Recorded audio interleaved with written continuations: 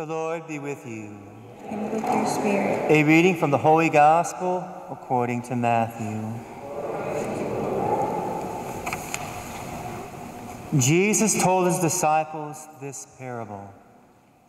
The kingdom of heaven is like a landowner who went out at dawn to hire laborers for his vineyard.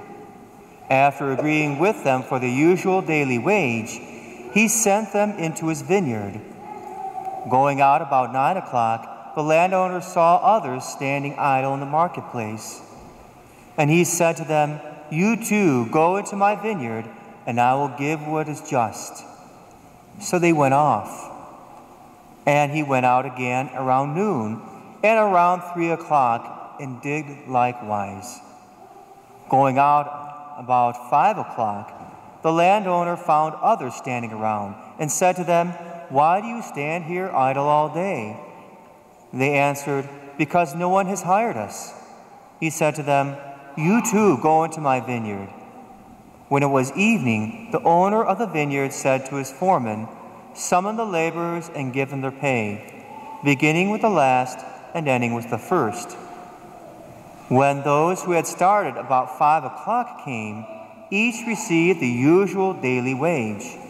So when the first came, they thought they would receive more, but each of them also got the usual wage.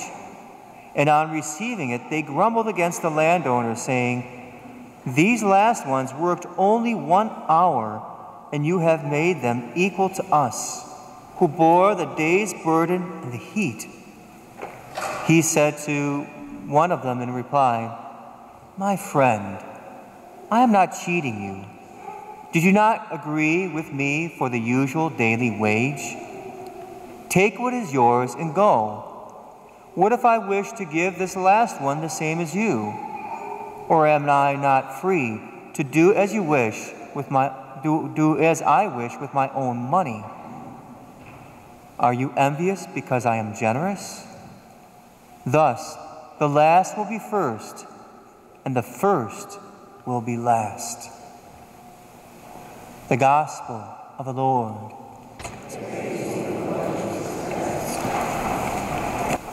The Gospel reading is more about God's mercy, how God is merciful towards us.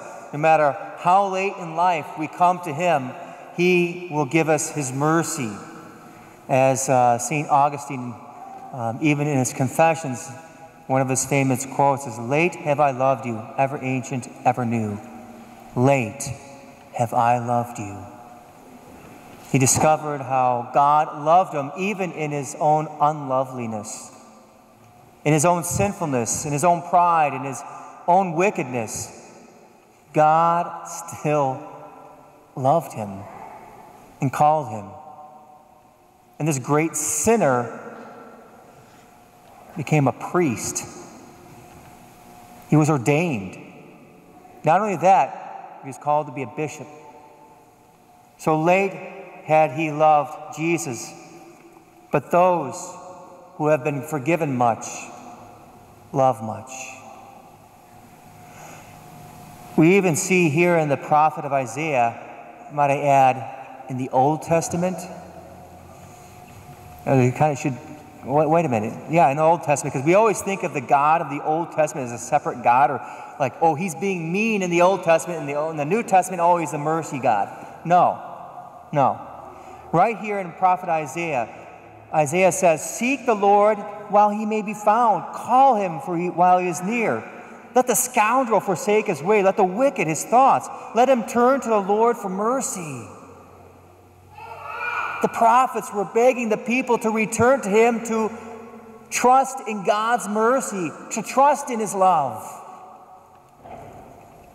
Even in the Old Testament, God is always pleading us back and always opening up the doors for his mercy. God is not he's not the one that wants to condemn us. He doesn't want to do that. We condemn ourselves by our own actions, by our own refusal to go to confession, by our own refusal to follow his ways, by rejecting him. We reject him when we reject his ways.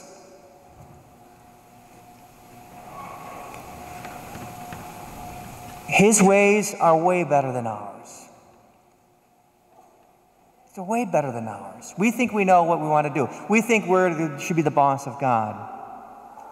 But as it says here in Isaiah, for my thoughts are not your thoughts, nor my ways your ways, says the Lord.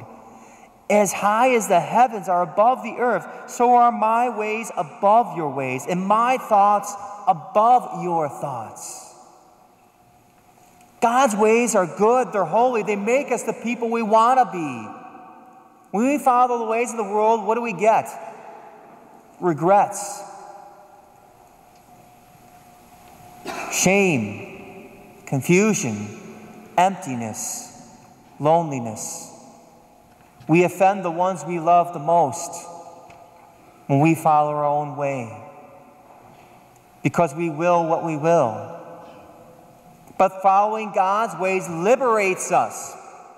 Following God's ways liberates us from our own will.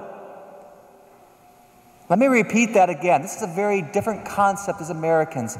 Following God's ways liberates us from our own will. When we follow God's ways, we no longer have to have those regrets. We no longer have to hang our heads low. Nobody regrets doing God's will. Because when everything comes together, God's will is beautiful.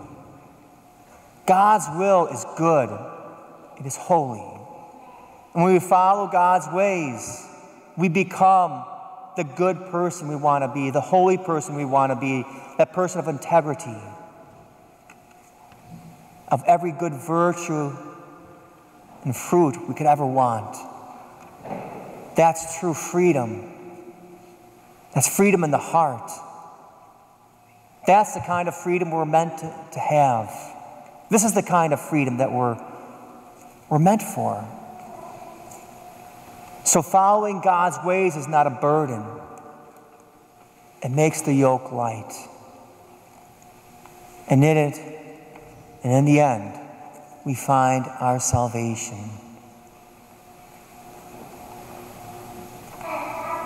His ways, His thoughts are way above ours. I encourage you to follow Him. Follow Him in the Eucharist as you process up here to receive Jesus Christ, body, blood, soul, and divinity. And if you've fallen, go to confession. See? Priests don't have fangs. Right? They don't have fangs. They don't bite. You know, I was ordained to give mercy. That's one of the great privileges I have, to give you mercy by the power of God, God Himself. Freedom is the greatest gift He can give us, because through it, we have the ability to love. St. Augustine said, "Late have I loved you, ever ancient, ever new." Because He always renews us. Through His mercy, He gives us hope that we can carry on and carry our crosses with Him. Again, I invite you to come to this altar of God. This altar of God that renews us and strengthens us.